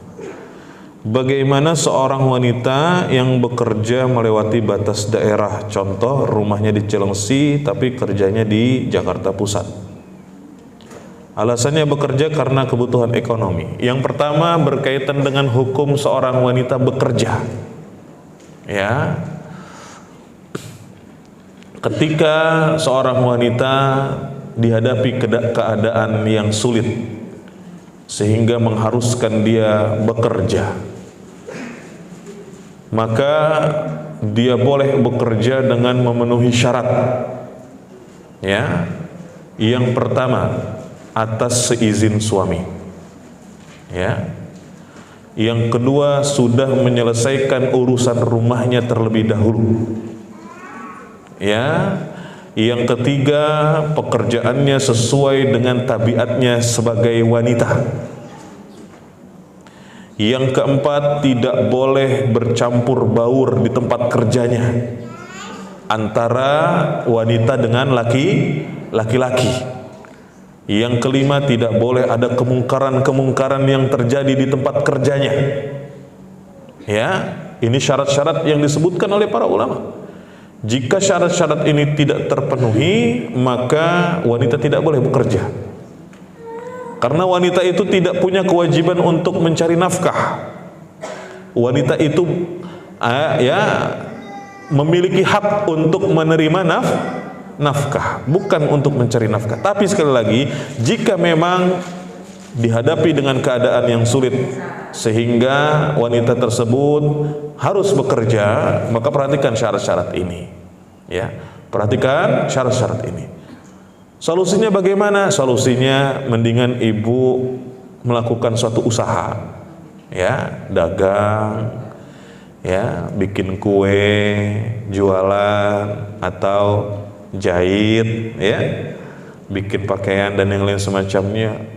Dapatnya kecil, Ustaz, yang kayak gitu. Ya, ya memang kecil, tapi mudah-mudahan yang kecil dan sedikit itu lebih berkah buat ibu daripada ibu harus bekerja, gajinya besar tapi ngelanggar, ya. Tapi ngelanggar, lebih baik sedikit tapi bermanfaat dan berkah, insya Allah. Berkah itu adalah ketika ibu merasa cukup dengan yang sedikit, itu berkah, Ya, sebagai contoh nih ibu-ibu, saya di Mutiara Islam, ya. Insya Allah ibu-ibu di sini tahu Mutiara Islam itu di mana. Ya. Saya di Mutiara Islam, di sana saya sebagai pengurus yayasan. Ya. Ketika ngobrol dengan guru-guru yang ada di sana, sebagian ada yang dulunya kerja di pabrik gitu ya, karyawan. Ya. Mereka cerita, Ustaz, dulu saya waktu jadi karyawan pabrik, gaji saya itu paling tidak minimal UMR. UMR-nya Bogor berapa ya Bu? Hampir 4 juta mungkin ya, 3 sekian. Jadi guru Nasakom. Tahu Nasakom? Nasib 1 koma. Karena gajinya guru itu kecil. Ya, Nasakom, nasib 1 koma. Jadi guru kecil. Tapi alhamdulillah selama saya jadi guru pegawai di sini, alhamdulillah saya merasa cukup tuh Ustaz. Dengan gaji segitu alhamdulillah saya cukup. Saya bisa ya nafkahin istri, nafkahin anak-anak. Kadang-kadang kalau ada lebih masih bisa ajak jalan-jalan mereka. Teman-teman saya saat yang masih kerja di pabrik itu mereka selalu merasa kurang. Jadi kecukupan itu di hati Bu. Ya, kaya itu bukan dengan materi, kita punya handphone bagus, tasnya yang branded gitu ya. Ya, terkadang kita punya tas yang ya mohon maaf ya ngerajut sendiri itu dirasa lebih indah, ya lebih terasa cukup daripada kita beli tas yang bermerek gitu ya. Selalu merasa kurang, terkadang seperti itu. Jadi kekayaan itu bukan dengan banyaknya materi ternyata. Kekayaan itu letaknya di hati. Ketika Anda merasa kaya di hati Anda dan merasa cukup, insya Allah Anda bisa bersyukur kepada Allah. Ya, tapi ketika Anda ya menjadikan kekayaan itu ya secara materi, maka Anda akan selalu merasa kurang. Ya. Nah, dari pengalaman yang saya hadapi, maka saya sharing kepada ibu-ibu. Ya. Lebih baik ibu-ibu kalau misalnya ternyata kebutuhan sebelumnya belum terpenuhi, belum tercukupi, mendingan ibu ya melakukan suatu usaha yang memang itu sesuai dengan ya kadratnya ibu sebagai seorang wanita. Bikin kue, nggak bisa masak, belajar. Nggak bisa bikin kue, belajar. Ikut kursus kayak kan bisa. Ya, belajar dari ya satu majelis di sini, insya Allah banyak ibu-ibu yang jago masak, ya, minta ajarin, minta kursus, bisa insya Allah. Ya, daripada ibu harus keluar bekerja melewati batas yang kalau sampai safar, apalagi kalau nanti ada tugas dari kantor, ibu harus keluar kota dan itu nggak bisa dihindari, dia nggak ditemanin mahram lagi. Ya, apalagi tadi syarat-syaratnya tidak terpenuhi. Ya, kita kerja keluar rumah tapi ternyata urusan rumah berantakan. Ya, ternyata anak-anak kita nggak keurus, nggak kedidik, padahal kita adalah madrasah pertama buat mereka. Akhirnya nanti anak-anak kita bukan manggil kita ibu, manggil ibunya mohon maaf kepada yang ngasuh dia. Dan ini kenyataan Bu. Ini kenyataan yang saya lihat sendiri. Ada seorang anak yang manggil pengasuhnya sebagai ibunya, sedangkan ibu aslinya nggak dipanggil ibu. Subhanallah. Anda kemana selama ini? Ya, berantakan rumah. Ya, maka lebih baik ibu cari kerjaan yang bisa ibu kerjain di rumah. Ya, yang bisa ibu kerjain di rumah dan banyak. Maka kita harus melatih kreativitas kita. Ya. Kita cari potensi kita tuh di mana. Kita cari, kita gali potensi kita. Kalau ibu ternyata potensinya jualan online bisa kok sekarang. Ya kan? Cukup di rumah pegang handphone, kelar. Ya, packing dari rumah, tungguin kurir datang ngejemput lagi sekarang. Ya kan? Ya kayak istri saya jualan di rumah. Ya, mau tahu jualannya apaan, Bu? Jadi promo. Ya. Lebih baik di rumah. Ya. Lebih terjaga ibu. Lebih terjaga. dan terutama karena Allah memerintahkan ibu untuk betah di rumah. Ini yang paling utama. Wa qarna fi buyutikun. Ya, dan Allah yang menjamin rezeki buat ibu. Meskipun ibu di rumah, kalau Allah sudah menentukan rezeki buat ibu, insya Allah rezeki itu bakal datang. Tapi kalau ibu ya keluar rumah, kalau Allah tidak menentukan ibu dapat rezeki, sekuat apapun usaha yang ibu lakukan, kalau Allah tidak menentukan, maka ibu nggak bakal dapat. Maka lebih baik di rumah lebih selamat. Wallahu a'lam bishawab.